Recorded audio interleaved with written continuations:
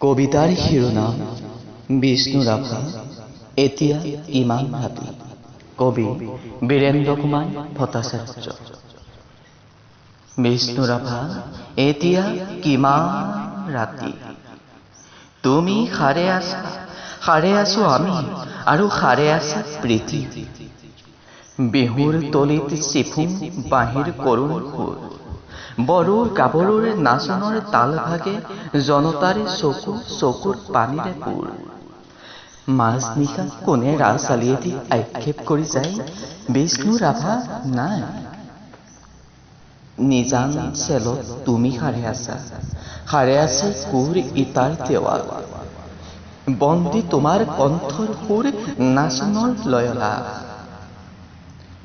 তুমি সাৰে আছা, সাৰে আছে আৰু জাগ্ৰত জনতা নিদ্ৰাবিহীন ৰাতি। বিষ্ণু ৰাভা এতিয়া কিমান ৰাতি। বিহু পথাৰত ৰৈ আছো আমি, ৰৈ আছে এয়া মনোৰমা সখী। ৰাজপথ জুৰি নৱ উন্মেষে ধ্বনি হেজাৰ জনৰ অবিৰাম কুৰুলি।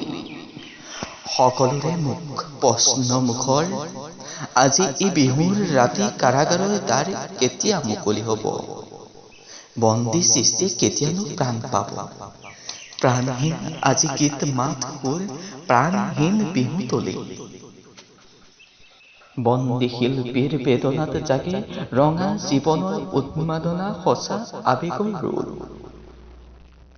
মাজনিশা কোনে মৰিশালী জুই চিঞৰি উঠে, কল্লোল বন্ধু জীৱনৰ কল্লোল। দাস কেপিটেল 11 পৃষ্ঠাবাদী।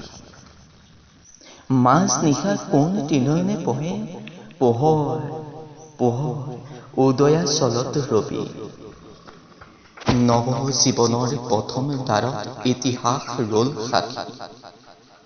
বিষ্ণু ৰাভা আকৌ তুলিকা লোৱা, ইটাৰ দেৱালত আঁকি যোৱা সেই ছবি, যি ছবিত ফুটি উঠে হেজাৰ শিল্পীৰ উত্থান, আখ্যাত জনৰ আশা আবেগৰ ৰোল।